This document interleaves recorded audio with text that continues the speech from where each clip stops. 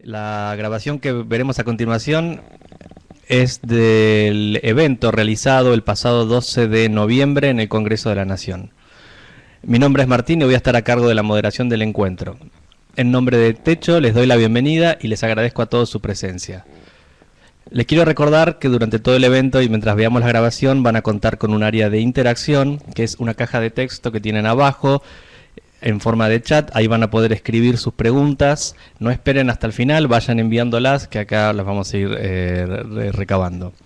Nuevamente les agradezco a todos los que están conectados desde Córdoba, desde Buenos Aires, desde Berisso, desde Loma de Zamora. Es un gusto tenerlos a todos presentes. Continuamos entonces con la grabación del evento.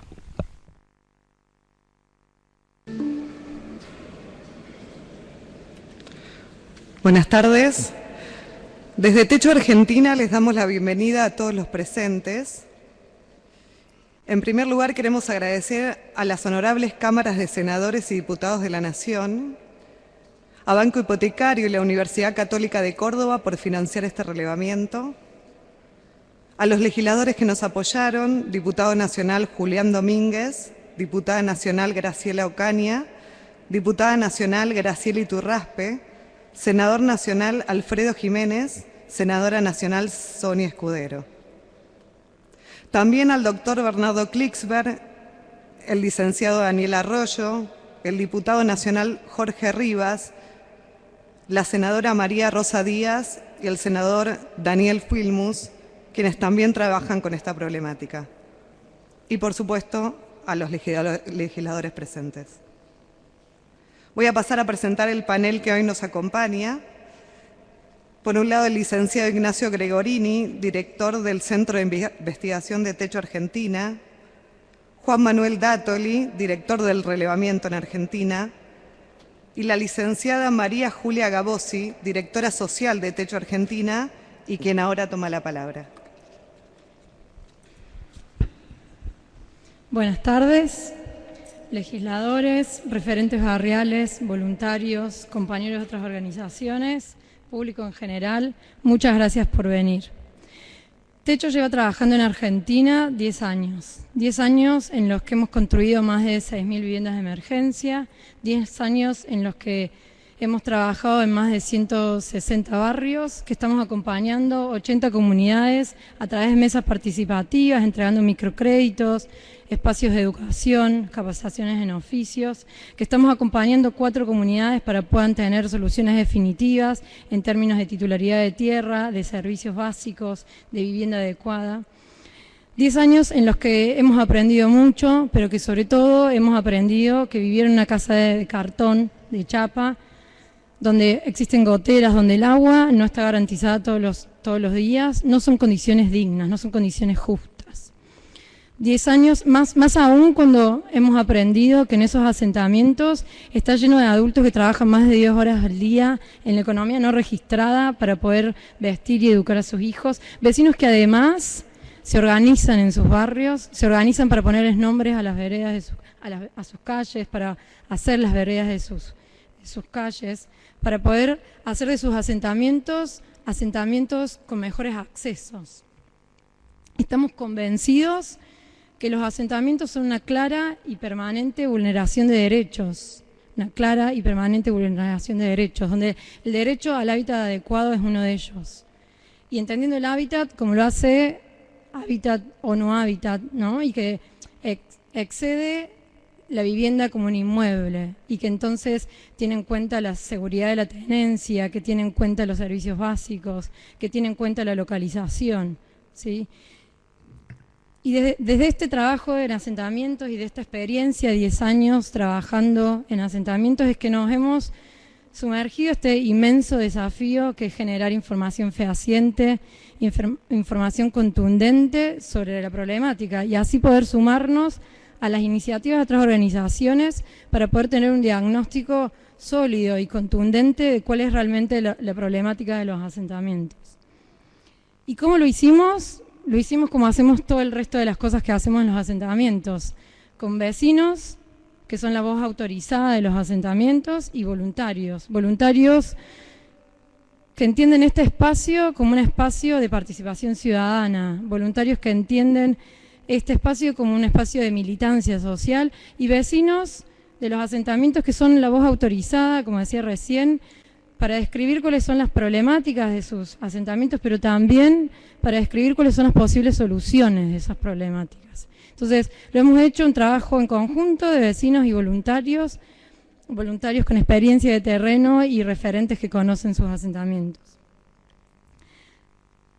La situación es compleja, la problemática es compleja y es urgente. La buena noticia es que ya hay iniciativas de varios diferentes gobiernos y de otras organizaciones.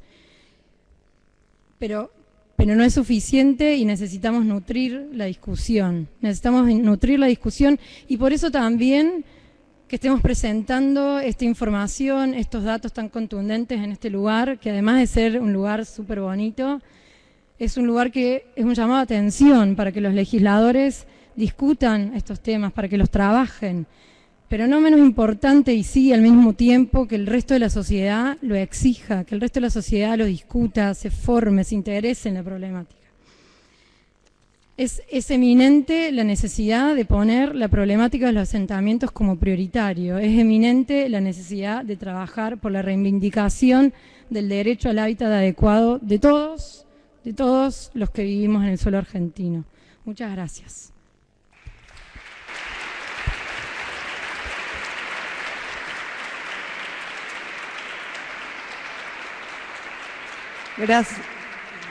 Gracias, Juli. Ahora vamos a escuchar los resultados nacionales del relevamiento a cargo de Ignacio Juan Manuel.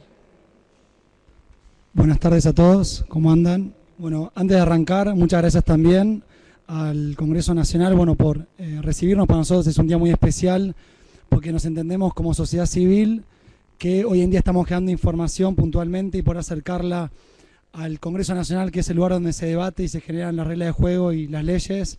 Estamos muy orgullosos, así que nuevamente muchas gracias.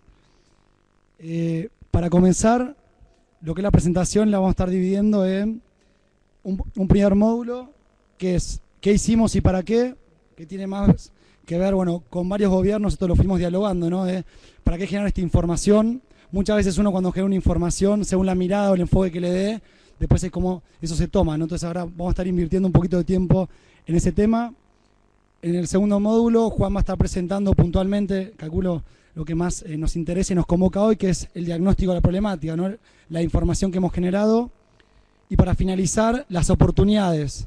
Más allá de que es un tema claramente, como Juli contaba bien recién, que tiene grandes problemáticas, hay miles de personas atrás que están sufriendo una vulneración de derechos. De hecho, consideramos que hay muchas oportunidades de seguir transformando la realidad social de nuestro país y también se las vamos a querer comentar. Más allá de que uno quizás cuando podría arrancar una investigación más técnica, más científica, nosotros decidimos arrancar con una frase de Freire que es: todos nosotros sabemos algo, todos nosotros ignoramos algo, por eso aprendemos siempre. Esta mirada en lo que es el relevamiento, estuvimos laburando 6 meses, estuvo muy presente en todos los actores territoriales, las juntas vecinales, los referentes barriales, los diferentes organismos estatales, otras organizaciones sociales, de la sociedad civil, y mismo Techo. Tener bien en cuenta que todas las miradas, todas las experiencias siempre pueden sumar, siempre construyen un saber colectivo y desde ahí es que siempre salimos a generar esta información. Después, dentro de lo que son los objetivos generales, básicamente, ¿qué es lo que buscamos, no? En primer punto, poder contribuir en generar un mapa de asentamientos informales, ojalá en el 2015 sea en todo el país, donde toda la ciudadanía de los que habitamos en nuestro querido país tengamos información fehaciente y podamos intercambiar y discutir sobre evidencia, posicionar el tema en la agenda pública, mediática y política, ¿no? Y con información sobre todo. Acá también una autocrítica para los que participamos de la ciudadanía, ¿no? Como agenda pública, cómo podemos demandar y contribuir a generar información para de vuelta generar discusiones serias y que nos lleven hacia una transformación para las familias que están viendo en malas condiciones. Esto también atraviesa todo el trabajo de Techo, más allá de lo que es el centro de investigación, aportar en romper los estigmas. ¿Cuántos imaginarios colectivos o prejuicios andan dando vueltas sobre los asentamientos y las villas? No solo del barrio, sino de las familias y las dinámicas que sean todos los días ahí. Incentivar a profundizar otras investigaciones, nos han pasado en muchos lugares y territorios que estuvimos, que nos decían, no, bueno, pero quizás esta definición sería mejor en tal territorio. Nosotros queremos generar algo nacional, que sea confiable, y ojalá después en cada territorio específico podamos seguir profundizando las investigaciones y las diferentes miradas, ¿está bien? Tenemos muy en claro que no queremos abarcar todo con este informe, que es una problemática muy estructural, pero sí queremos incentivar a que de vuelta se meta en la agenda y ojalá se siga generando información, no solo de techo.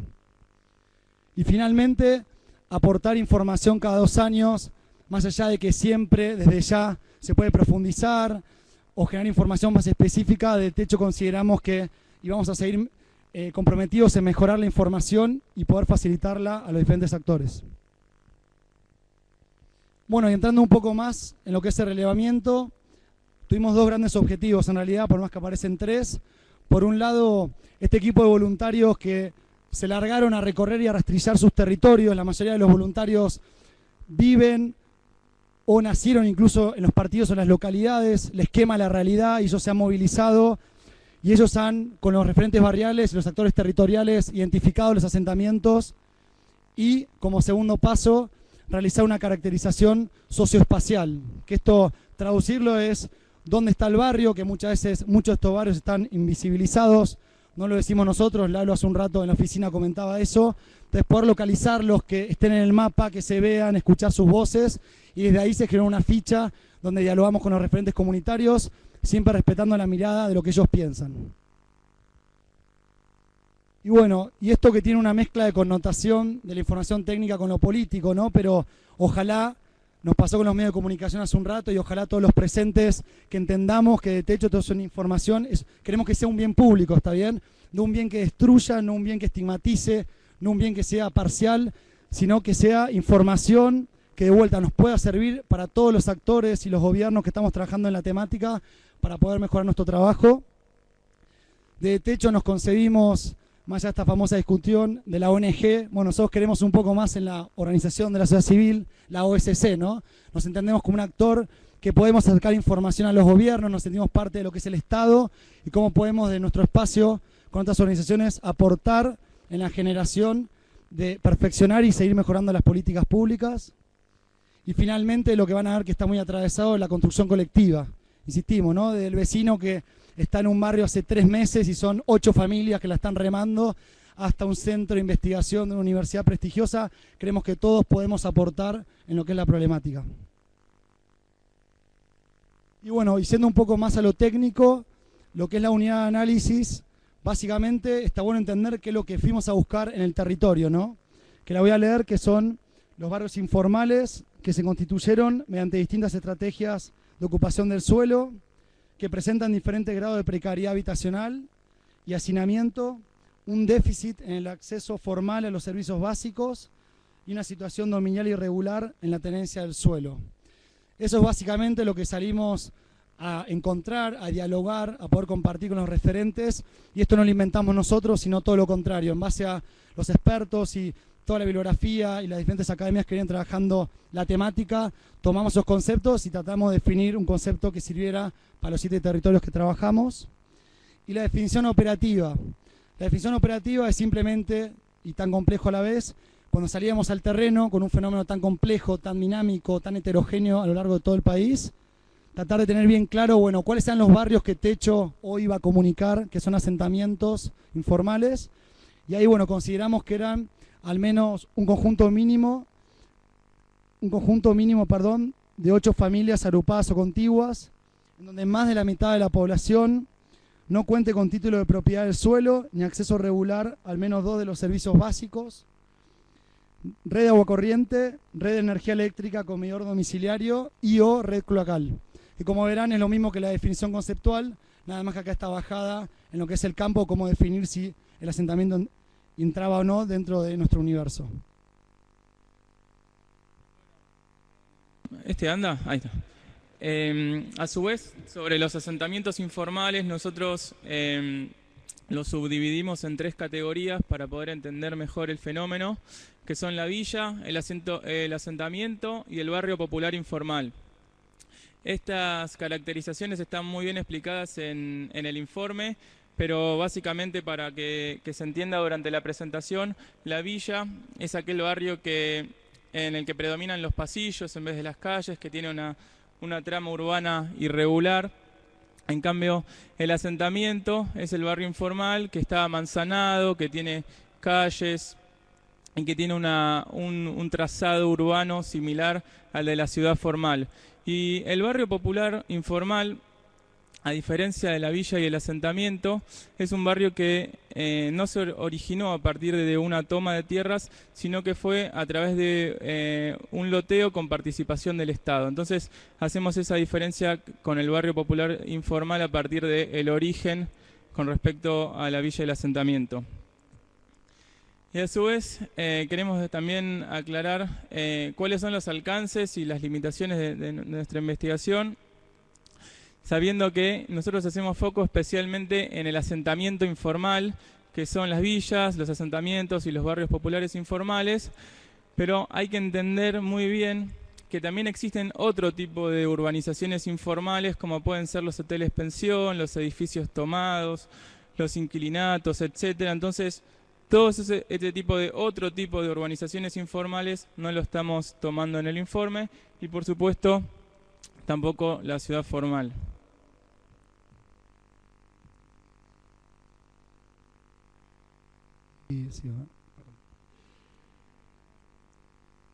Y bueno, y para proseguir, básicamente acá lo que queríamos contarles es cómo hicimos para generar esta información. Nosotros internamente lo dividimos en 6 etapas, que igual muchas de ellas fueron complementarias y paralelas. Para comenzar, tomamos la ficha que habíamos aplicado en el 2011, en los 30 partidos de Gran Buenos Aires y la provincia de Córdoba, y considerando que este año hubo mucho más voces, también porque pudimos invertir más tiempo, con los expertos, con otros centros de investigaciones y con mucho de nuestro equipo interno, ¿no? Como Juli contaba antes, tenemos muchos voluntarios laburando en asentamientos hace muchos años. Entonces, con las mismas comunidades y los voluntarios también repensar esta ficha, sobre todo pensando en que, bueno, teníamos muchos territorios presentes, ¿no? Después lo que hicimos fue, que bueno, Juan estuvo a cargo de todo eso, con 700 personas más, armar un equipo territorial, que en su mayoría estuvo conformado, como decía previamente, por voluntarios, en el caso de Rosario, rosarinos, ¿no? Que conocían la ciudad de Rosario, voluntarios de Matanza, que conocían el partido de La Matanza, voluntarios de Tartagal, que conocían Tartagal. Bueno, es una gran ventaja comparativa a la hora de salir a rastrillar el territorio, por conocerlo, por cómo manejarse a nivel logístico. Y además, vuelvo a insistir, son voluntarios que en general tienen mucha experiencia en trabajo en asentamientos. Entonces, cómo abordar al barrio, que a veces no estamos laburando. Digo, cómo acercar a los actores territoriales con mucho respeto, a los referentes barriales, la importancia de la información, por intercambiar, ¿no? Eso es algo muy importante, abordar con respeto a las diferentes organizaciones territoriales y a los barrios. Como tercer punto, recopilar la información preexistente, ¿no? Un poco para ser también coherente con lo que mencionaba al principio de la construcción colectiva. Muchas organizaciones ya tenían información, nosotros también del 2011, desde ya que al ser un territorio tan grande, los 7 que estuvimos, muchas veces justamente una gran ventaja de este relevamiento es que había información distinta. Entonces este relevamiento lo que hace es homogeneiza un poco cómo salimos a medir. Eso también lo hicimos.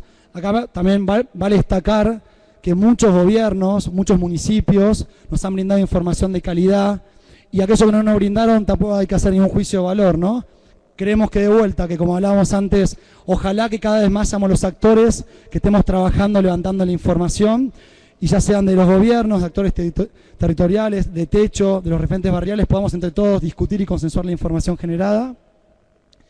Después salimos a la parte como más de campo, ¿no? Que lo que hicimos de vuelta, estos territorios que Juan nos va a contar, los rastrillamos todos. Esto es muy importante, que estuvimos en todas las manzanas, en todos los espacios verdes, en todas las partes urbanas o semiurbanas, donde justamente está viviendo gente. Y ahí fue donde en el campo, con la definición operativa y dialogando con los actores territoriales, íbamos identificando si había asentamientos informales.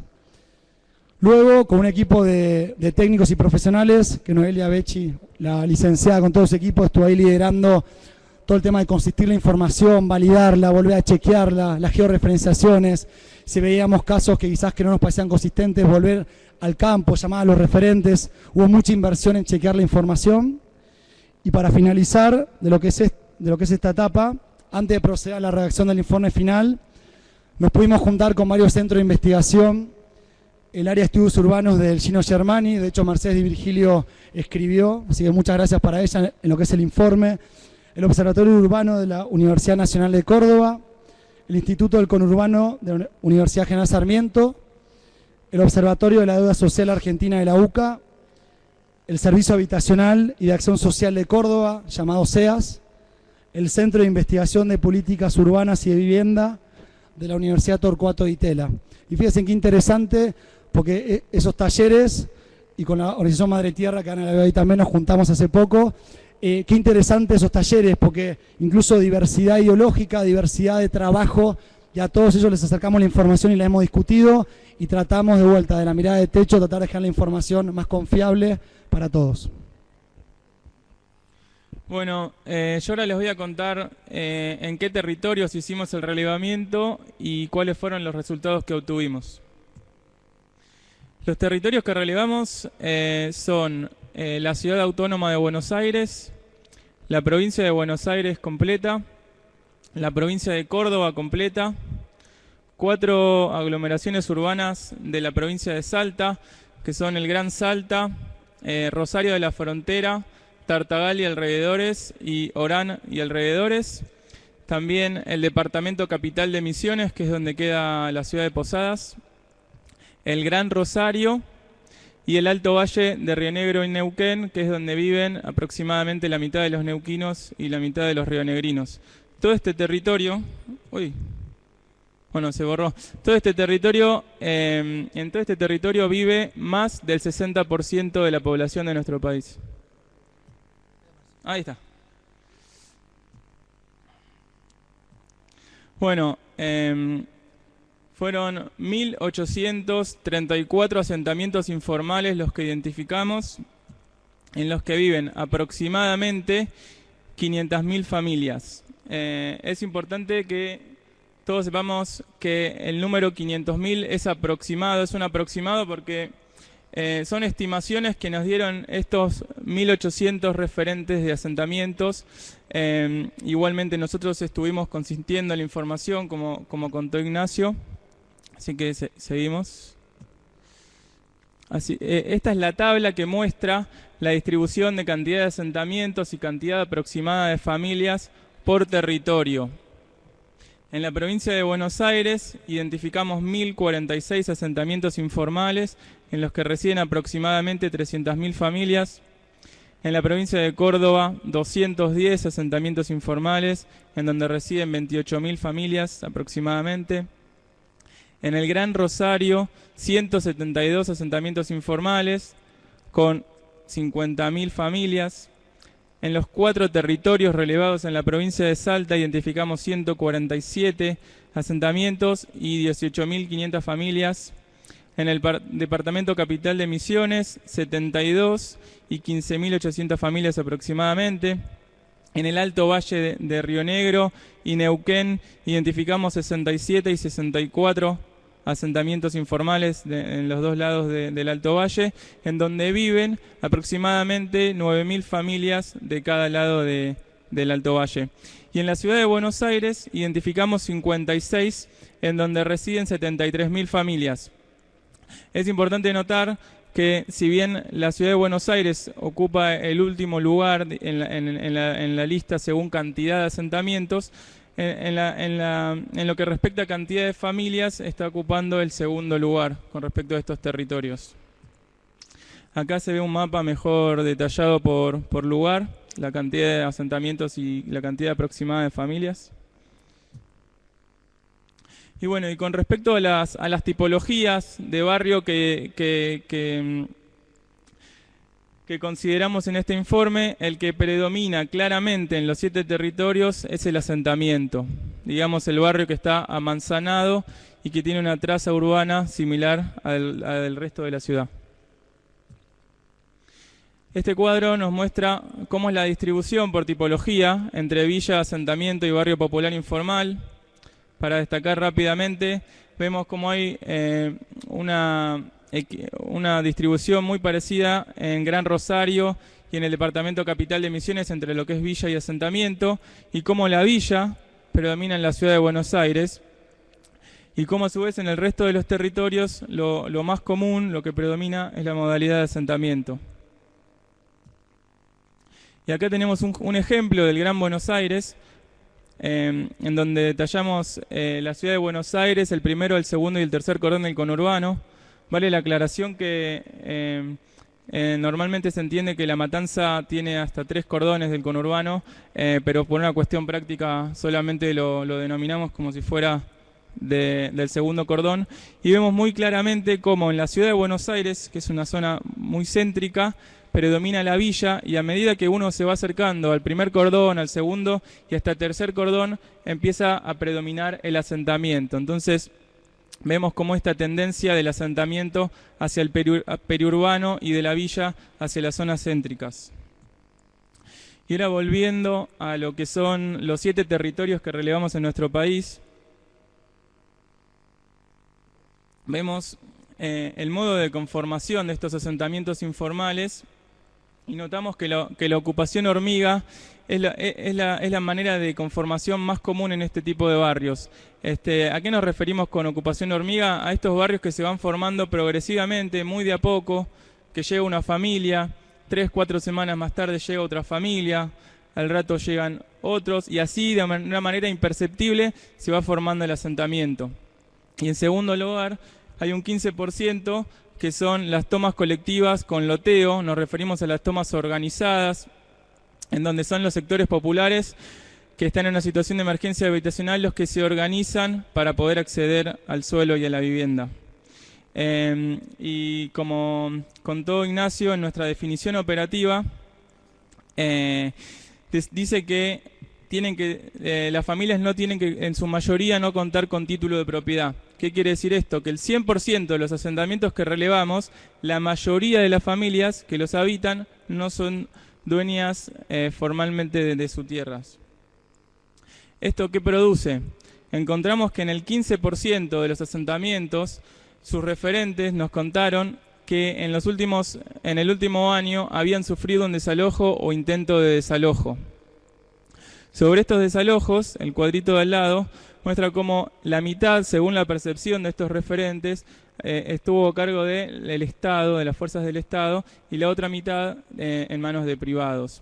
Y también le consultamos a los referentes de estos barrios cuál era su percepción con respecto a la posibilidad de ser desalojados, y un 26% nos comunicó que efectivamente tienen una sensación o una inseguridad en cuanto a la tenencia. El restante 74% no tiene esta percepción, y la mayoría nos contaban que muchas veces es porque el barrio ya tiene cierta antigüedad, cierto nivel de desarrollo urbano, y eso es una de las razones por la cual el vecino se siente con seguridad en la tenencia. Bueno, antes de proseguir con la antigüedad, como no veía muy bien, no recordé esa parte, es importante aclarar que la inversión que Techo invirtió, valga la redundancia, en conseguir informantes clave o referentes barriales que pudieran brindar información fehaciente, confiable, dependía mucho del tamaño del barrio y de la antigüedad. Voy a poner un ejemplo con esto. Un barrio donde hay 8, 10, 12 familias, casi que uno podría decir que cualquier vecino del barrio es buen referente, pues son pocas familias. En aquellos barrios que eran muy grandes, acá en la ciudad autónoma y todo lo que sea Gran Buenos Aires, o en el Gran Rosario, en Córdoba también, en muchas partes se dio. Ahí invertimos mucho tiempo cruzando información pública, hablando con los gobiernos, hablando con actores territoriales, y desde Techo, en ese proceso de invertir, en buscar el informante, que puede ser una junta vecinal, muchas veces un actor territorial, más como una organización, ahí sí decidíamos quién era el informante clave. Para que quede claro, valga la redundancia también, porque es importante, son cuestiones técnicas, pero tienen que ver con la parte metodológica para que les dé confianza. Y ahora vamos a ver, pero bueno, gran parte de los barrios eran chicos, donde conseguir referentes fue mucho más sencillo. Y bueno, y ahora un tema muy importante también es el tema de la antigüedad de los asentamientos. Voy a ir desde la parte más técnica hacia lo más intuitivo.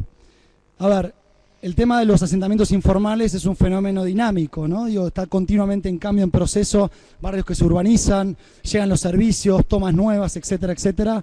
Entonces, uno al sacar una foto en el primer semestre del 2013, tiene que contemplar que está sacando una foto a un fenómeno que es dinámico. Desde ese punto de vista, es importante recalcar que lo que pudimos relevar es la antigüedad de los asentamientos, ¿está bien? No podemos decir absolutamente nada sobre cuál es la década o el año que más barrios se conformaron, porque la verdad que no lo sabemos y esta metodología no lo permite ver. Y para ver eso... Y antes de pasar a un ejemplo, bueno, más del 50% de los barrios se conformaron hace más de 25 años. Esto lo pusimos, ahora vamos a hablar de las oportunidades, claramente se ve la característica estructural de la problemática y teniendo eso en cuenta, ahora vamos a 2 ejemplos. Yo cuando estaba en la universidad nos decían que en la matemática, si pones ejemplos extremos lo entendés, que si de 1914 a 1924 hubiese sido la década que más tomas hubo, podría haber sido un gráfico así en rojo, y todos esos barrios, esos asentamientos, que fueron hace más de 100 años, después pueden haber entrado en procesos de regularización de los servicios, urbanizaciones, relocalizaciones, mismos desalojos, etcétera. Entonces acá se ve muy claro en el gráfico que uno justamente no sabe lo que pasó incluso el día anterior. Porque cuando nosotros íbamos al campo, quizás el día anterior había un barrio y ya lo habían desalojado, ¿está bien? Quisimos poner un ejemplo concreto, o se había urbanizado o habían llegado servicios sobre todo, para que seamos muy responsables cómo presentamos esta información. Y para cerrar y no aburrirlos más, vamos al otro ejemplo. O también podría estar la hipótesis de que la tendencia se mantiene, y bueno, que esa fue la tendencia. Y después los invito a ver en el informe, que lo que les comento es así. De hecho tenemos territorios donde la composición relativa es más alta en otras décadas, etcétera, que como hablamos también el otro día con nuestro compañero Madre Tierra, estuvimos discutiendo el tema, seguramente es muy interesante la composición, pero de vuelta, no tiene que ver con en qué década o en qué año se generaron más barrios, sino con la antigüedad y la composición relativa de los asentamientos. Bueno, ahora vamos a hablar sobre la identidad de cada uno de los barrios, que es algo que nosotros tuvimos muy en cuenta a la hora del relevamiento.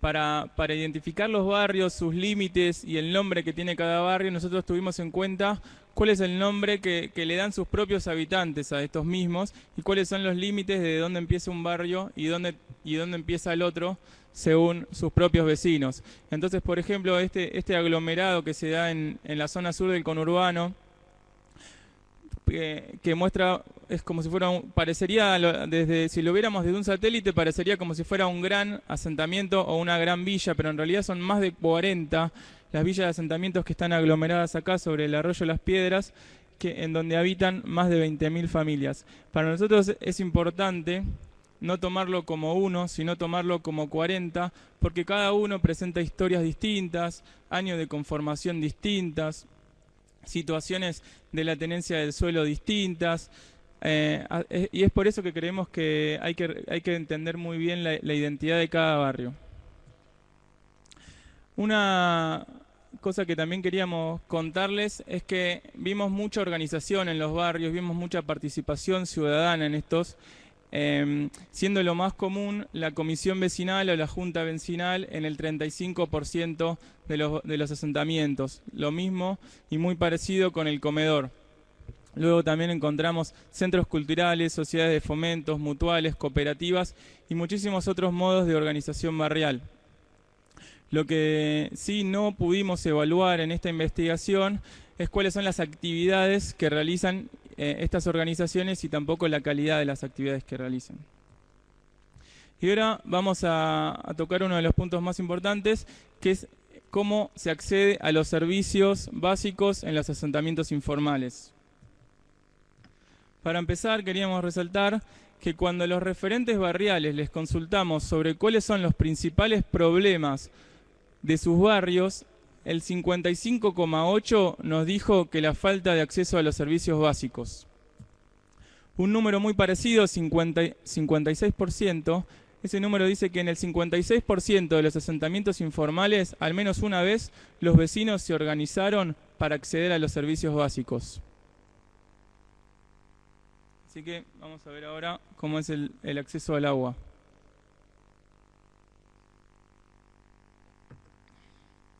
Lo que vemos acá es que en el 62% de los asentamientos informales, la mayoría de las familias no tiene acceso al servicio formal y está enganchada con una conexión irregular. Nosotros queremos romper con el prejuicio de que la gente que no paga por sus servicios lo hace para ahorrar dinero, sino más bien queremos contar cuáles son las problemáticas que le ocasionan a estas familias estar conectadas irregularmente a la red de agua corriente. Uno de los ejemplos es el no tener una boleta de un servicio a su nombre. Esto ocasiona muchos inconvenientes a la hora de hacer trámites. Otro problema es la falta de presión en los caños que se produce especialmente en verano, porque todos sabemos que un caño maestro de agua corriente que está hecho para alimentar de agua a un barrio, cuando otro barrio se engancha, se tiene que dividir el flujo de agua y esto hace que baje la presión. Al mismo tiempo, estas conexiones irregulares son muy precarias muchas veces, y lo que tiende a pasar es que estas mangueras con las que se hacen las conexiones se pinchan, y entonces si bien el agua que viene por el caño maestro es potable, la que llega a la canilla de los hogares puede estar contaminada. Lo mismo pasa que cuando las mangueras se pinchan, los barrios se llenan de barro. Hay calles que tal vez hace mucho tiempo no llueve, pero siempre están embarradas. Bueno, están embarradas porque abajo hay una manguera pinchada. A su vez, también están los asentamientos en donde la mayoría de sus habitantes consume agua de pozo. Nosotros en este informe no investigamos sobre cuál es la presencia de arsénico en las napas de donde obtienen el agua estos asentamientos, pero sabemos que es una alarma y es algo a tener en cuenta, la presencia de arsénico en las napas. Así que destacar que solamente en el 10% de los asentamientos la mayoría de los vecinos acceden al agua corriente de manera formal. Y como dato para agregar, tenemos números del INDEC que dicen que el 16% de los hogares de Argentina no tienen una conexión formal a la red de agua corriente. Esto muestra una desigualdad entre el resto de la población y quienes viven en asentamientos.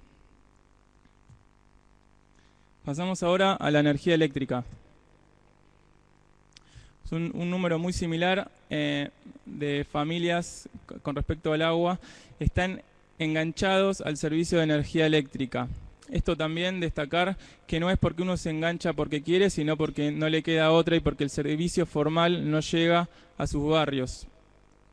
Ya vimos el problema de no tener un servicio a tu nombre por no pagar el servicio. También está el problema de los transformadores, que es un transformador que está pensado para alimentar un barrio y de repente tenés un nuevo barrio enganchado al mismo transformador, entonces muchas veces el transformador no da abasto. Lo mismo, el riesgo que implica para los vecinos subirse del transformador, colgarse del transformador, pudiendo electrocutarse.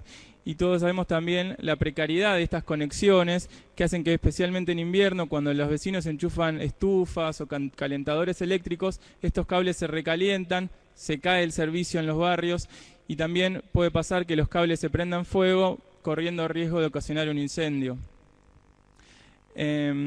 Y bueno, por lo que vemos acá, solamente en el 26% de los asentamientos informales de estos 7 territorios que relevamos, los vecinos en su mayoría acceden a la luz con medidor domiciliario. Vamos a ver cómo es la eliminación de excretas. Claramente acá lo que predomina es el pozo ciego sin cámara séptica, con lo que conlleva el riesgo de contaminar el suelo y contaminar las napas. A su vez, ya vimos que hay muchas familias que acceden al agua por medio de agua de pozo, entonces ahora después vamos a ver cuáles son las problemáticas. Y también decir que en el 95% de los asentamientos no hay red cloacal, solamente en el 5% llega una conexión de red cloacal. Y tenemos también datos del INDEC que dicen que el 47% de los hogares de Argentina no cuentan con una conexión a la red cloacal. Ahí nuevamente vemos la desigualdad que hay con respecto a quienes viven en asentamientos y el resto de la población del país. Acá vemos, les contaba a las familias que acceden al agua a través de agua de pozo de las napas y los que eliminan sus excretas a pozo ciego. Cruzamos esos datos y nos dio que en el 15% de los asentamientos se da esta situación en paralelo, lo que podría ocasionar que se contamine el agua, que las propias excretas contaminen el agua que beben las personas. Vamos a ver cómo es el acceso a la energía para calefacción y cocina.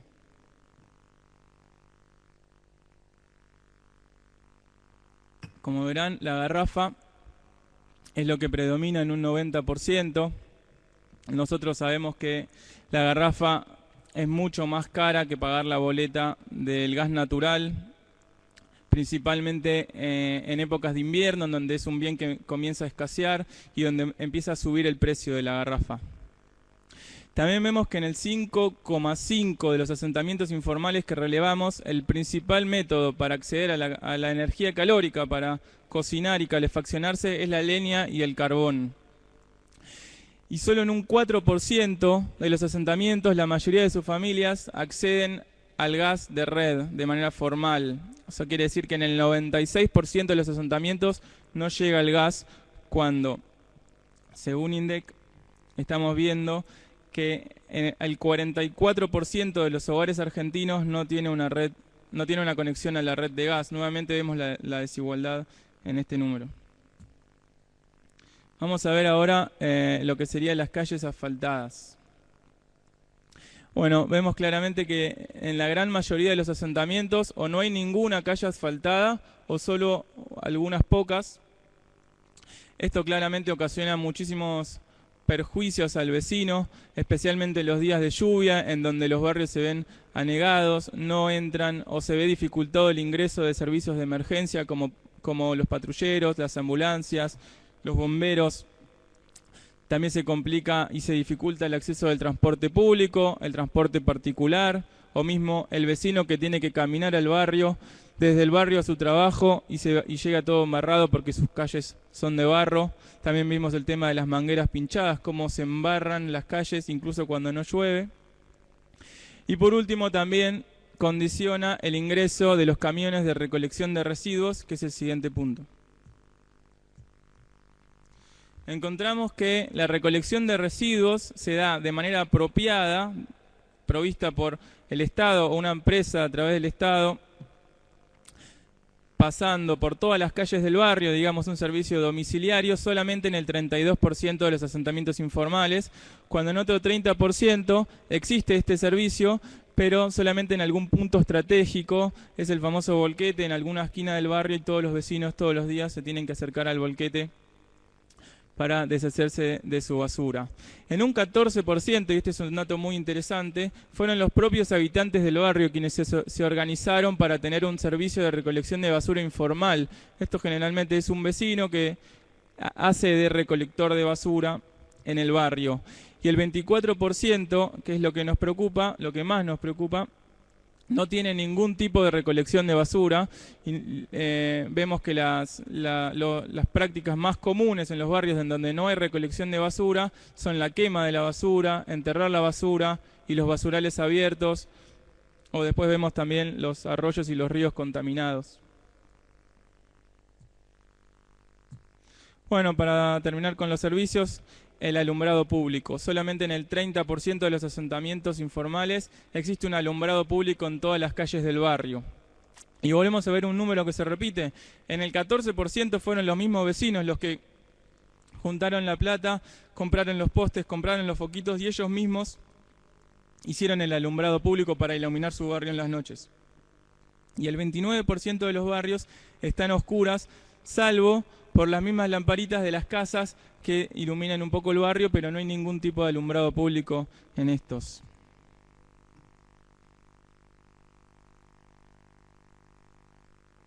También analizamos cuál es la localización de los asentamientos con respecto a factores de riesgo. Factores de riesgo como los ríos, como los desechos industriales, las fábricas, los caminos de alto tráfico, las vías del tren.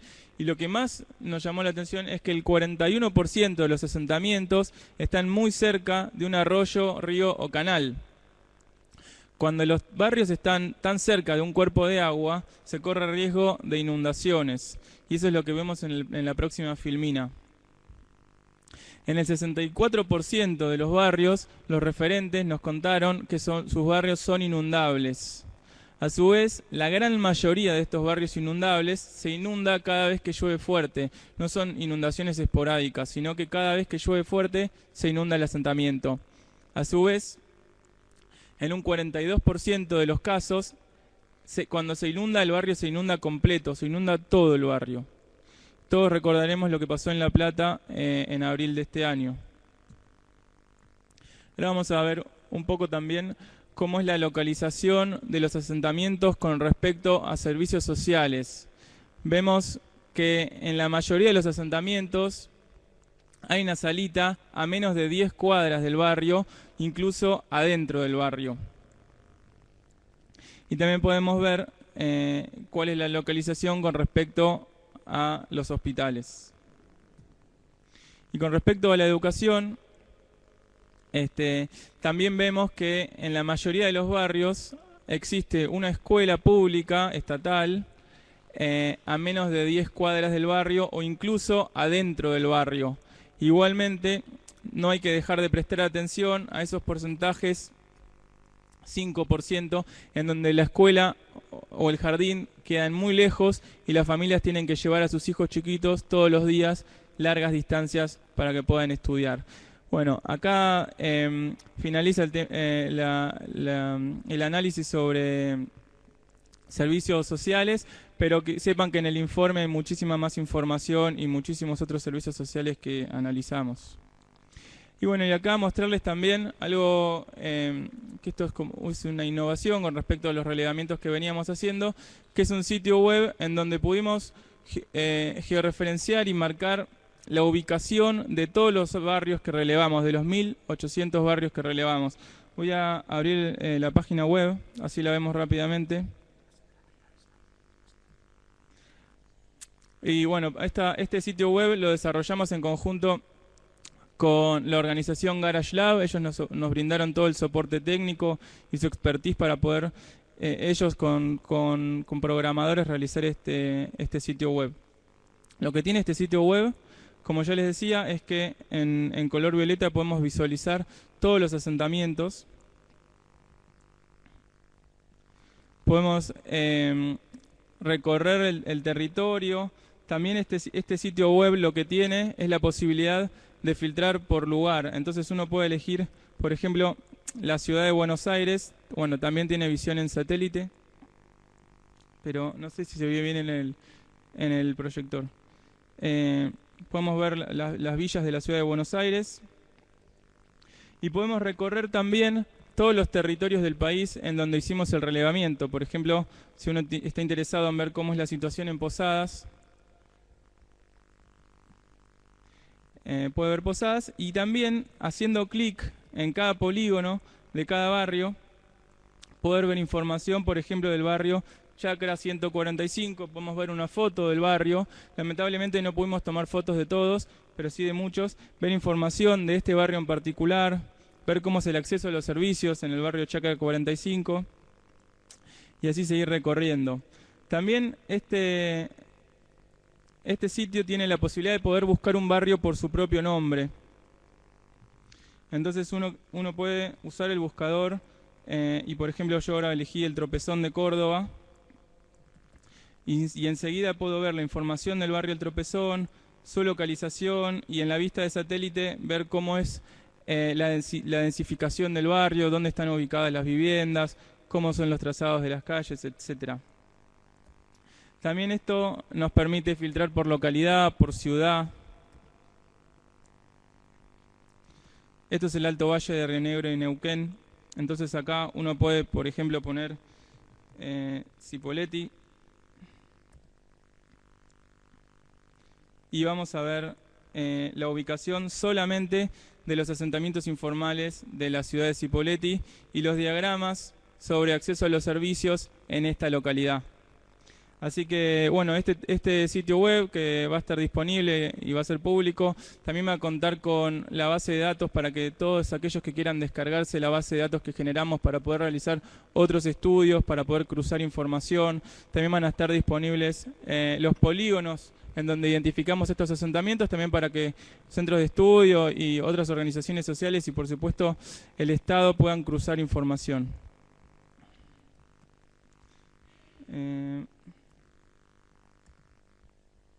Nacho. Bueno, y para ir cerrando, el tema de las oportunidades.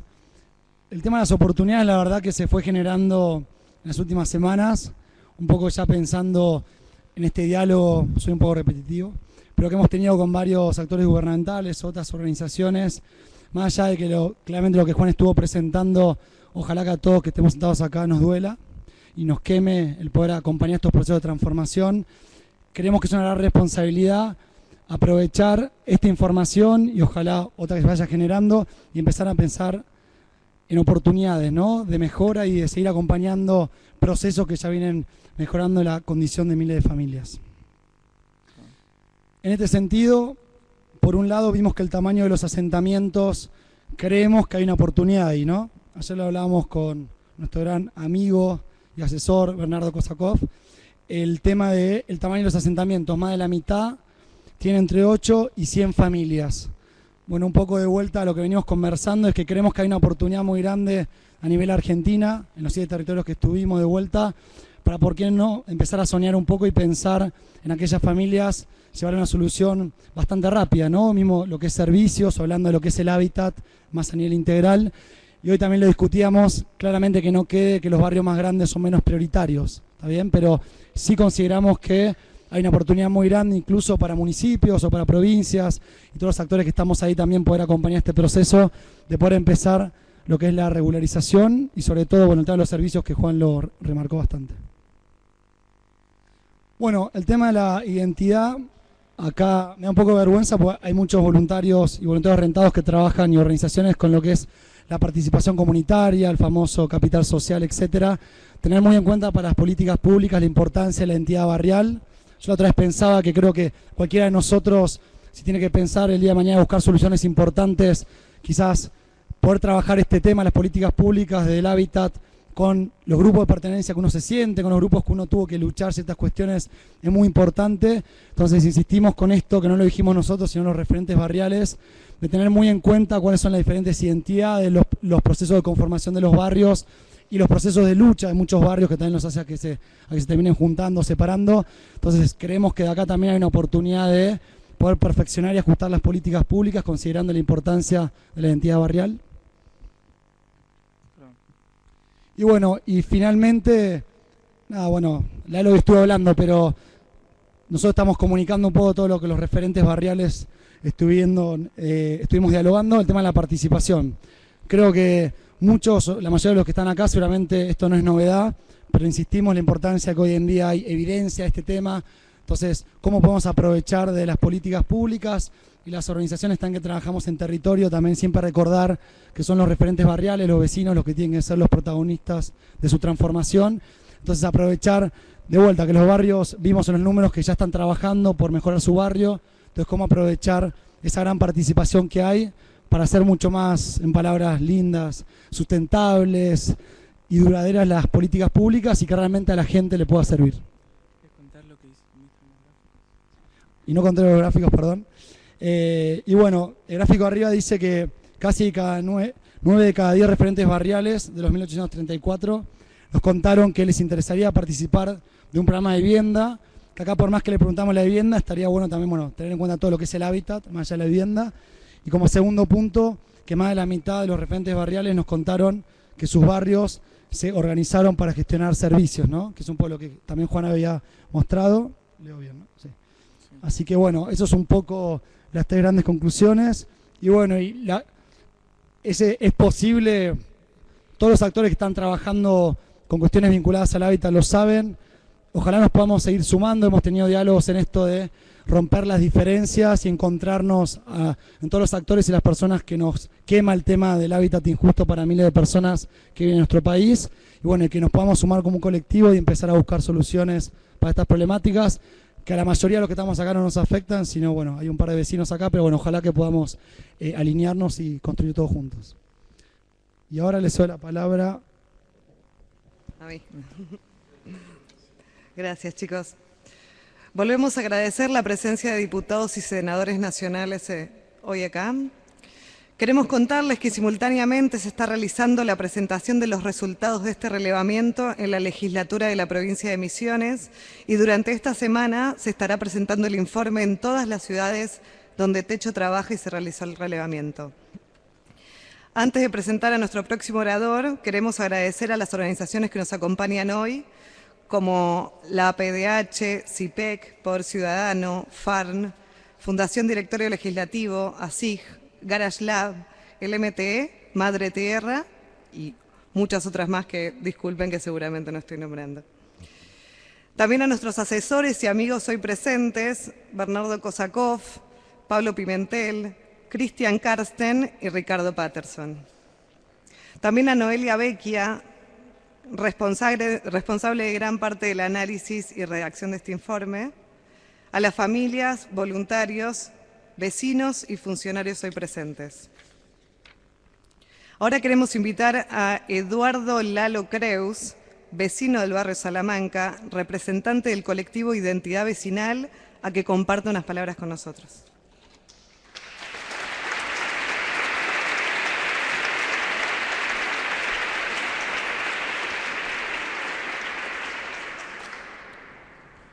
Bueno, en verdad que no es una formalidad.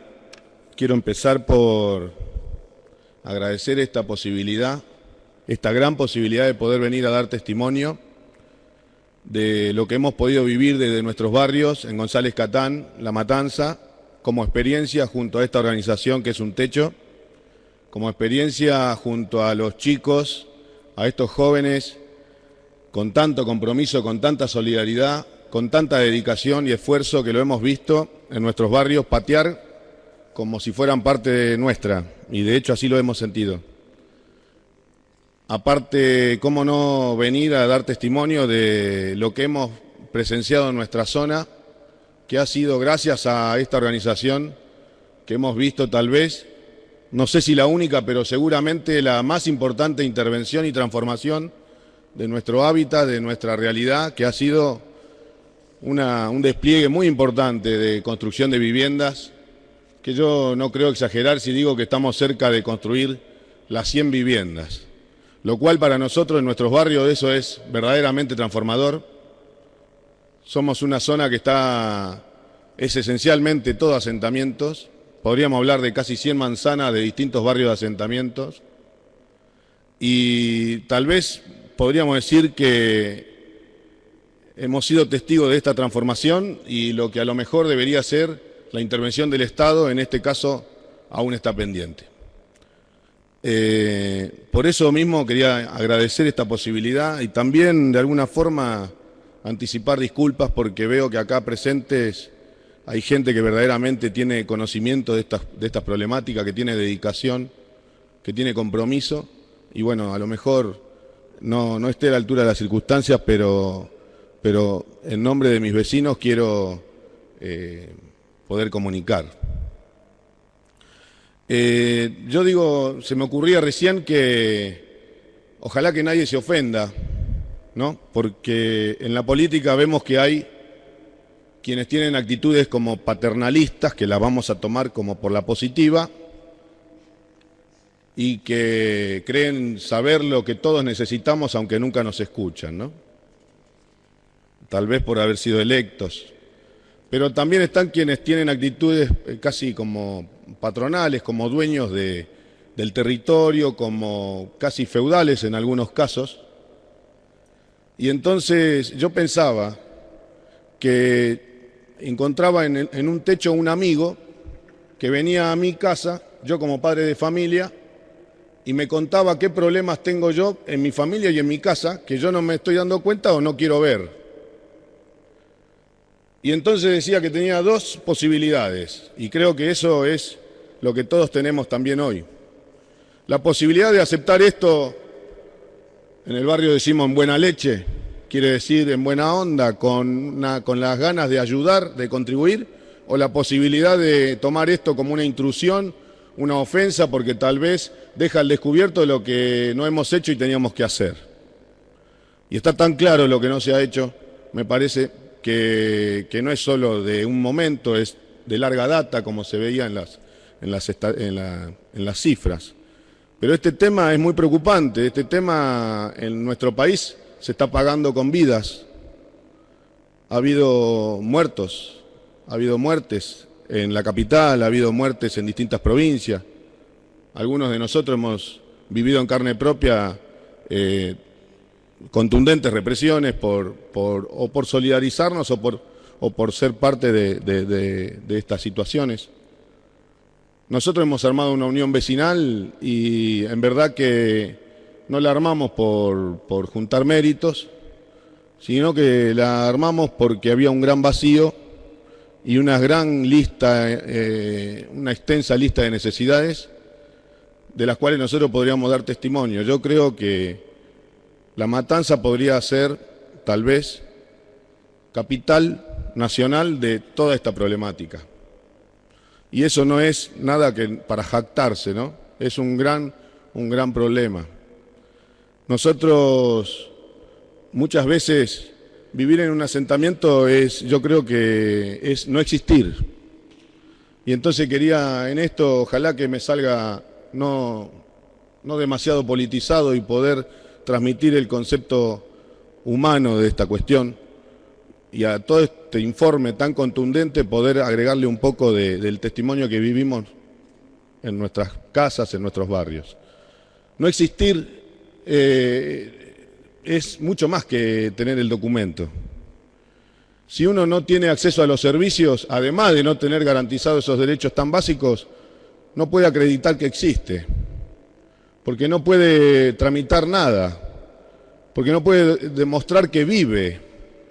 Y son cosas que a lo mejor son medias difíciles de comprender en algún ámbito, pero allá son tremendamente traumáticas. Es no poder ir al registro civil y decir, yo vivo en tal lado. Sí, ¿en dónde? Y todos los asentamientos, ¿sabe cómo funciona? Generalmente todos viven en la misma esquina. Cientos de personas dan como referencia las únicas 2 calles más cercanas que existen, porque lo demás no existe. Por más que estamos ahí, no existe. Y entonces probablemente el no existir tenga que ver con no hacerse cargo de nosotros. Yo pienso que debe tener que ver con que si no existís, no tengo obligación con vos. Y por eso agradecido de los chicos de Un Techo que han venido a ponernos, nada menos que en este ámbito, a ponernos, digo, perdonen la arrogancia, pero yo me siento identificado. Y en este ámbito y en tantos otros, y la verdad que yo, por ejemplo, les quiero contar lo que ha pasado recientemente y que ha motivado que nosotros nos hagamos cargo de un problema más y empecemos a autoconstruir nuestra propia sala de salud. Una vecina tenía un bebé y la sala de salud más cercana a nuestros barrios está a 4 kilómetros aproximadamente, pero no tenemos locomoción. Y las calles son, calle y vereda es más o menos lo mismo. Y si llueve no se distingue y la iluminación, el tendido eléctrico prácticamente es muy precario y entonces los remises no quieren entrar por miedo al robo. Y tener auto en el barrio no es abundante, pero el que tiene auto le cuesta salir. Y entonces esta vecina que tenía a su bebé, que sufría crisis respiratorias permanentemente, sufrió largo rato con su bebé hasta que pudo conseguir que un vecino la lleve y en el camino el auto se quedó y el bebé falleció. Y esto yo lo cuento tal vez no para generar ningún tipo de lástima, sino porque creo que es como la denuncia palpable de qué es vivir en un asentamiento y para que se entienda que acceder a la tierra está generando muertes. Y vivir en la precariedad también está generando muertes. Todo ese déficit de servicios implica vivir muy mal e implica morir. Entonces, nosotros, me parece que es muy importante que esto se tome, que esto se logre, como se dice, poner en agenda. Yo creo que estamos ante una gran posibilidad, como se decía. La posibilidad, yo albergo mis expectativas principalmente en que hay organizaciones como Un Techo, donde hay miles de jóvenes que no vienen viciados, que no vienen desesperanzados, que tienen muchísima fuerza y expectativa de que el cambio es posible, y también de que esto está pasando en los barrios que nos estamos aprendiendo a organizar, cansados de esperar, y también como rechazando ser hijos adoptivos de los políticos o clientes. Y entonces este cambio está generándose. A pesar de lo malo que le he contado, quiero que sepan que hay muchísima fuerza, hay muchísima expectativa. En nuestro barrio la participación es muy grande. Hemos construido nuestra plaza, nuestro Zoom, nos hacemos cargo del comedor, del merendero, tenemos un equipo de voluntarios, de vecinos que hacen el trabajo de enfermería, y todo esto sin ánimo de que el Estado se desentienda y los funcionarios se hagan cargo, sino que para atender todas estas emergencias, pero antes ni siquiera éramos capaces de hacer eso. Y eso es un gran paso, y por eso mismo espero haber podido estar a la altura. Yo acá veo muchos vecinos de distintos barrios, y simplemente quería dejar como un concepto que hoy hablábamos. Acá, justo en esta casa, seguro que se habla más que nada de los derechos ciudadanos, y muchas veces los derechos ciudadanos parece que se limitara al voto, o a controlar el voto, o a cosas relacionadas al voto. Hay gente que sabe explicar que los derechos ciudadanos es el derecho a la ciudad, y lo explica muy bien. Pero a mí me gustaría poder dejar bien claro que nosotros, aquellos que vivimos en los asentamientos, estamos mucho más lejos del derecho a la ciudad, porque todavía no tenemos garantizado el derecho al hábitat. Por lo tanto, habría que ver si nos podríamos llamar habitantes antes de poder pretender llamarnos ciudadanos. Es muy complejo lo que le está pasando a nuestro país, porque por un lado hay quienes pueden participar y ejercer sus derechos ciudadanos, y hay quienes todavía no podemos ejercer nuestro derecho al hábitat, que es mucho más básico, que sería una vida digna. Por lo tanto, me parece que hay que reflexionar mucho, y seguro que de este tipo de encuentros, además de quedar un testimonio, surgen las posibilidades de organizar cambios. Muchas gracias.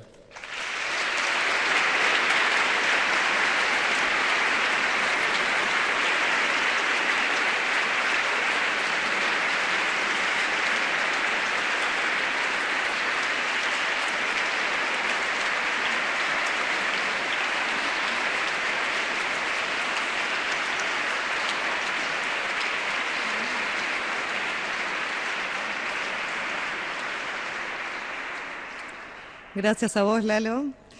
Y para finalizar, vamos a escuchar unas palabras del director ejecutivo de Techo Argentina, el ingeniero Virgilio Gregorini.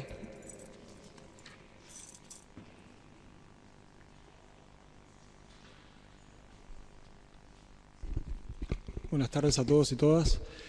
Bueno, difícil agregar algo después del testimonio de Lalo, ¿no? Me toca un poco resumir algunas cosas que los compañeros y Julia han dicho en este espacio, y hace un poco cerrar esta instancia, ¿no?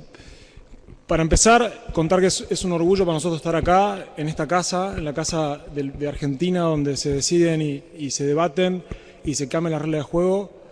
Para nosotros es un honor aportar, ¿no? Y entendernos un poco y contarles que nos entendemos como un actor más y no como el actor, y no queremos serlo, ¿no? El otro día hablando con Bernardo, nuestro gran asesor, haciendo una analogía futbolera, decíamos que tenemos que entendernos como el que alcanza la pelota y no como el Messi y la cuestión, y eso queremos contar, y contar también en este espacio a los legisladores que nos acompañan, que queremos ser alguien que suma y no que lidere estos procesos de transformación, y lo que entendemos que podemos aportar hoy es esta información valiosa y construida colectivamente con las comunidades. Avanzar quedó explícito desde el testimonio de Lalo y mismo lo que nos contaban los chicos, que tenemos un problema, ¿no? En Argentina hay un problema estructural profundo y urgente, ¿no? Que son millones de familias de semejantes nuestros que viven en condiciones indignas y con derechos vulnerados, estigmatizados por el resto de la sociedad, donde les machacamos problemas que tenemos, cuando en el fondo no son más que víctimas de muchos problemas sociales. Y a pesar de ello, algo que abruma y esperanza es ver la capacidad de organizarse y de avanzar que tienen, ¿no? Por eso que nosotros también destacábamos esos datos que contaba Nacho respecto a qué cantidad de gente que viene a asentamientos, con todas las condiciones que nos contó Juan, que a pesar de eso se organizan y mejoran, ¿no? Como contaba Lalo, y eso es una razón de esperanza, ¿no? Y desde ese lado nosotros queremos hacer una invitación porque creemos que se puede, ¿no? Que se puede revertir la situación. Es una problemática de vuelta compleja, pero que entre todos los actores liderados por el Estado, y el Estado no solamente entendido como el Poder Ejecutivo, que tiene que estar, y de los tres niveles, no solamente el nacional, el provincial y el municipal, sino también el Poder Judicial y el Poder Legislativo, liderando esto, y el resto de los actores y la sociedad civil participando. No va a haber un cambio profundo si no logramos que esto sea agenda pública, que lo debatamos, que nos interese, que nos preocupe, que dejemos estigmatizar a los asentamientos y las comunidades que allí viven. Y es importante entender que se puede, ¿no? Han habido avances, ¿no? Uno ve y se emociona, los que tenemos 30, cerca de 30, estamos cumpliendo 30 años de democracia. Hay muchas cosas buenas y mucho más por hacer, ¿no? Y con más participación y más democracia vamos a ir mejorando esta democracia, y de ahí que nosotros entendemos que se pueden hacer cosas profundas. Va a requerir articulación, va a requerir algo que estamos muchos esperando en Argentina, que es concentrarnos más en las cosas que tenemos en común más que en las diferencias. Nos falta mucho de eso, y tenemos que dar el ejemplo de las organizaciones sociales también, que a veces nos creemos que solas podemos cambiar el mundo, y en el fondo tenemos que entender nuestro rol como un actor más. Y desde ya pensar en políticas públicas a largo plazo donde haya muchos actores que participen y que acordemos, ¿no? Y en ese sentido, una invitación concreta que hacemos, y por eso también nos parecía interesante hacerlo en este espacio, y piensen que el hecho de que hayamos presentado esta información después de las elecciones no es casualidad, fue pensado y fue sugerido por todas las voces que les hemos preguntado antes, porque entendíamos que es una problemática tan profunda que necesitamos debatirla con tiempo y con serenidad, y que no sea información solamente para que se machaquen entre unos y otros, porque no es lo que las comunidades nos están pidiendo. Las comunidades nos están pidiendo, y lo que vamos a escuchar es soluciones de fondo, y donde ellos sean los protagonistas, ¿no? Los protagonistas de las soluciones, porque tienen claro qué es lo que necesitan, son las comunidades.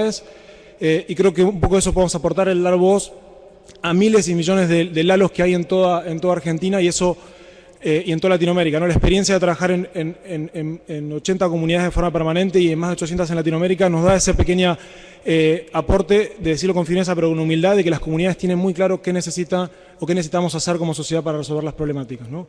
Y concretamente, y por eso este banner que está a mi izquierda no es casualidad, hay 4 proyectos de ley que han sido impulsados por un espacio multisectorial del que formamos parte desde este año más activamente, pero donde se han debatido y se han consensuado proyectos de ley que hoy están en el recinto, están en senadores, están en diputados, esperando no solamente que haya una masa crítica mayor de diputados y de senadores, sino también de la sociedad civil, de las organizaciones, de los medios de comunicación, que debatamos y consensuemos estos que son propuestas de mejorar ciertos aspectos de la problemática que es muy compleja que hemos descrito, ¿no?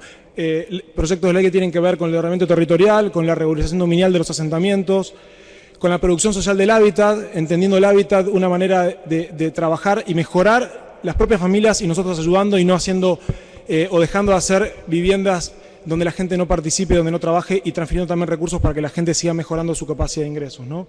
Y desde ya también una ley de desalojos que tiene que ver con poder respetar los derechos humanos a la hora de si tienen que ocurrir estos procesos.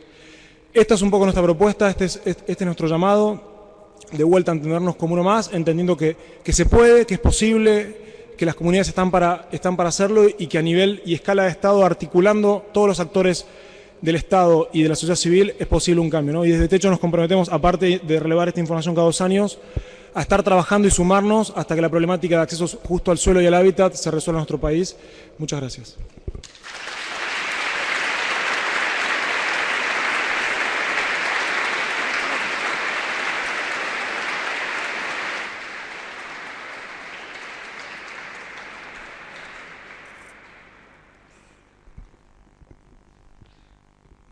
Bueno, no quiero ser reiterativa, ya lo dijo Virgilio, pero realmente para nosotros es importante. Los invitamos el jueves próximo, 21 de noviembre, a las 16:30 horas, en este mismo salón. Se realizará la jornada por el derecho a la tierra, la vivienda y el hábitat, organizada por Habitar Argentina, que es un colectivo de organizaciones del que formamos parte. Ahora, para finalizar, primero vuelvo a agradecer la presencia de todos ustedes y vamos a abrir un espacio para preguntas. Está Agustina con el micrófono, así que vamos a alzar la mano y ella se va a acercar. Están los chicos disponibles y Virgilio, si quieren, Lalo también.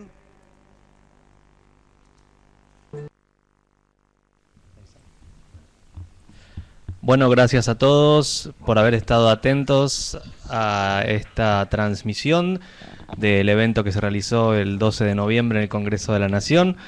Vamos a esperar ahora porque en minutos nomás vamos a estar haciendo un módulo de preguntas y respuestas en vivo.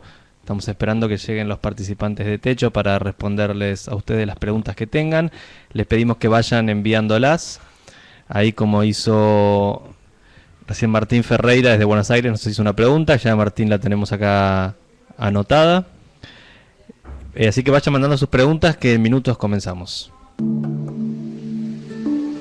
Bueno, gracias por esperar. Ahora sí, estamos recibiendo acá en el estudio en vivo a Julia Gabossi, directora social de Techo, y a Juan Manuel Dátoli, director nacional del relevamiento.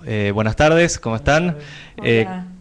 Acá les estoy contando que, bueno, personas conectadas de todos lados, incluso de acá de Corrientes, de Lomas, de Córdoba, de La Plata. Son muchísimos lugares, incluso del exterior. Recién nos contaban que estaban en Nicaragua, así que bueno, de Chile también nos dicen acá, los están viendo ahí de todos estos lugares. Están mandando preguntas, si quieren las vamos leyendo y ustedes van contestando o se van pasando el micrófono de acuerdo a quién tenga que contestar. Vamos con la de Claudia Aguado de Buenos Aires, que dice: bueno, la presentación fue excelente, estoy muy conmocionada y los felicito por la tarea. Están convocando a la participación ciudadana y coincido. Entonces la pregunta es, ¿tienen pensado desde Techo cómo podemos colaborar más allá de donaciones o de asociarnos mensualmente? Sí, lo que nosotros estamos llamando justamente, como decía Claudia recién, es a sumar a la ciudadanía, a incentivar la participación ciudadana y justamente estos espacios, pero sobre todo seguir como informándonos y nutriéndonos sobre estos temas y nutriendo las discusiones que estamos convencidos que podemos llegar a conseguir transformaciones de fondo, ¿no? Nosotros, por supuesto que en la organización se pueden sumar como voluntarios en un montón de instancias y eso lo pueden encontrar en la página web, pero también es interesante poder, bueno, investigar sobre los proyectos de las leyes Habitar, bueno, que ya lo tienen, entiendo que ya han visto bien de cuáles son o bien dónde los pueden encontrar y poder seguir nutriendo la discusión, porque estamos convencidos que no esté en la agenda política también tiene que ver con que no esté en la agenda pública, ¿no? Como que los ciudadanos no hayamos sabido exigirlo por un montón de décadas que este problema esté en la agenda públicas, que tampoco está en política, y como decíamos recién, decía Juan hace un ratito, o sea, pensemos que los asentamientos tienen más de 25 años la mayoría de ellos, entonces como sociedad lo que tenemos que hacer, además de participar, el Techo es uno de los espacios y en la página web lo pueden hacer, es participar nutriendo la discusión e incentivando y exigiendo que estos temas sean tratados y resueltos. Bien, pregunta Martín Ferreira, si dice, no me quedó claro el cruce con datos del INDEX, según la información relevada, ¿estaba acorde o no con la información pública, con la información que salió del último censo?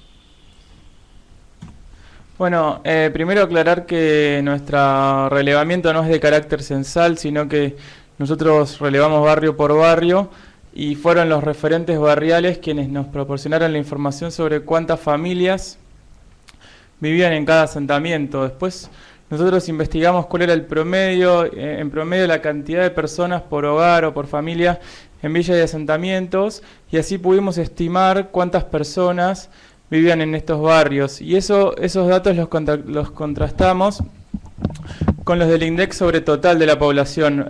Simplemente agarramos cuántas personas viven, por ejemplo, en la provincia de Córdoba, y cuántas personas viven o estimamos que viven en asentamientos en la provincia de Córdoba, y así cruzamos los datos. Bien, vamos con la próxima. Darío, desde Corrientes Capital, dice, ¿alguno de los proyectos de la multisectorial tiene pensado en la creación del impuesto a una reforma tributaria como parte de la solución en las cuestiones de acceso a la vivienda?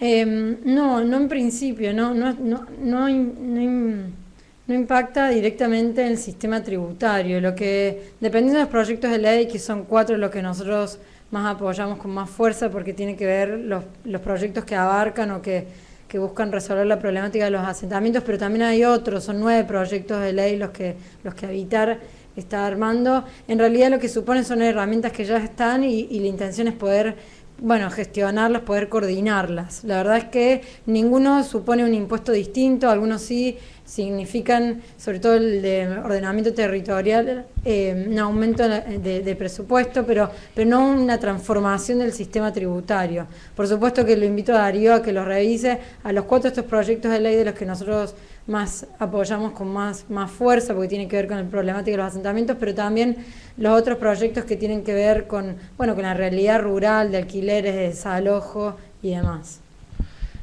Camila de Lomas de Zamora dice: ¿puedo acercarme el 21 de noviembre y presenciar la jornada por el derecho a la tierra, la vivienda y el hábitat? ¿Quien quiera puede hacerlo? Sí, por supuesto, puede ella invitar a todos los que quiera. La idea justamente es poder generar una instancia en la que invitemos legisladores, pero también el público en general, a que compañeros de Habitar Argentina estén contando cuáles son estos proyectos de ley, pero sobre todo cuáles son los fundamentos que nos llevaron a unirnos en este espacio multisectorial y a pensar y a trabajar por estos proyectos de ley. Así que sí, por supuesto, todos más que invitados, el 21 a las 4:30 en el Congreso. Bien, y nos queda una última pregunta de Claudia, y dice: la presentación fue por demás elocuente. ¿Hubo algún tipo de reacción inmediata desde los municipios o gobiernos provinciales o de la ciudad?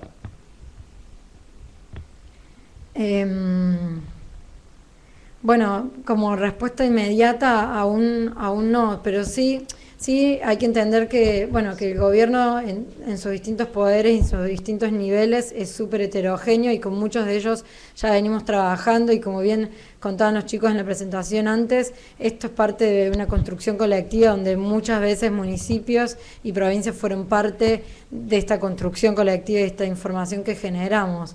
Desde el martes que presentamos la información hasta ahora no hemos tenido ningún llamado, ninguna respuesta concreta, pero sí hemos seguido con contactos con legisladores de los que ya veníamos teniendo, y por supuesto esta información a nosotros lo que nos permite es acercarnos con más fuerza a los decisores, a los que toman las decisiones, para que estos temas estén en agenda y se resuelvan.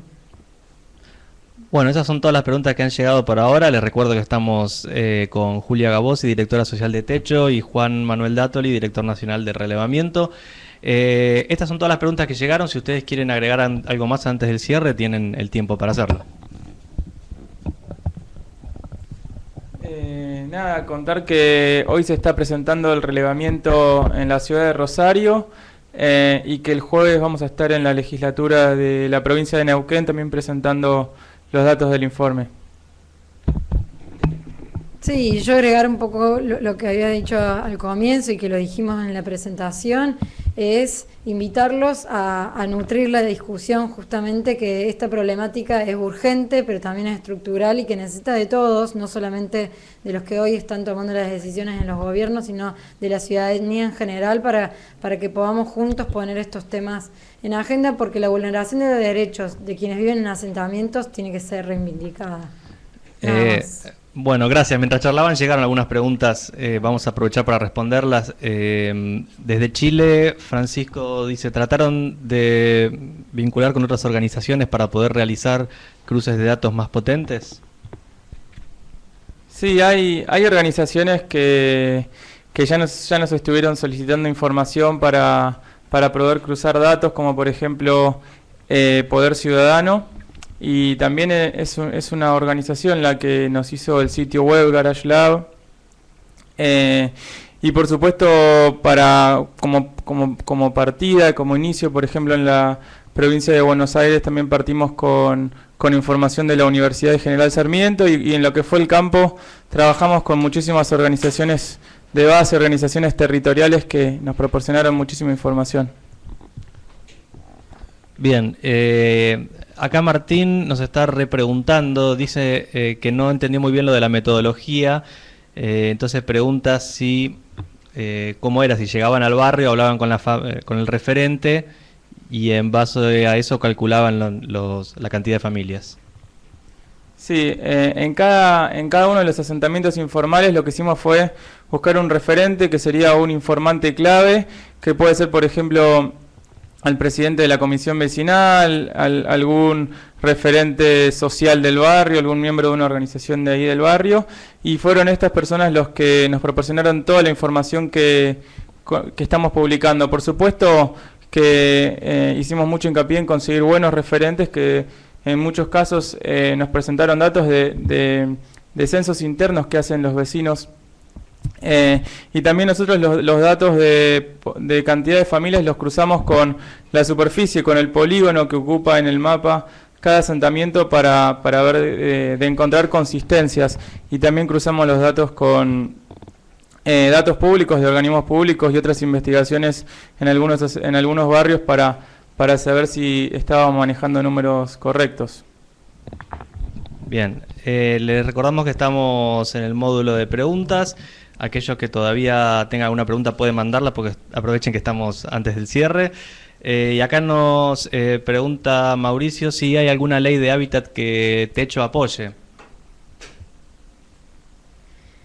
Bueno, justamente nosotros estamos apoyando estos 4 proyectos de ley que vienen a hacer un avance en una problemática, en una temática que no se estaba teniendo en cuenta, como estos proyectos de ley justamente lo plantean. Entonces, nosotros sí estamos apoyando estos 4 proyectos de ley, estamos apoyando todos los proyectos de ley que Habitar está armando, pero sobre todo estos 4, porque como decía recién, son los proyectos de ley que tienen que ver con la problemática directa con la que trabajamos nosotros, que es familias viviendo en asentamientos.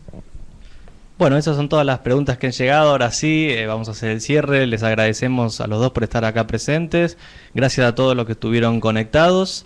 Así que ya ustedes habían hecho el cierre, pero si quieren decir algo más pueden hacerlo antes que yo cierre. Si no, está todo dicho. Bueno. Muchas gracias a todos los que nos están siguiendo a través de internet. Perfecto, muchas gracias por la presencia, a Julia Gabossi, Juan Manuel Dátoli, y a todos ustedes por haber estado conectados desde distintos lugares del país y del exterior. Vamos a poner ahora en pantalla una encuesta, les vamos a pedir que se tomen un minuto para responderla. Vamos a poner un slide con un link, fíjense que dice, ahí está el logo de Techo, y abajo dice, por favor complete la encuesta haciendo clic aquí. Les pedimos que se tomen un minuto para contestarla, es muy importante para saber cómo fue la experiencia de ustedes acá conectados y seguir optimizando estos encuentros online. Muchas gracias a todos y que tengan muy buenas noches.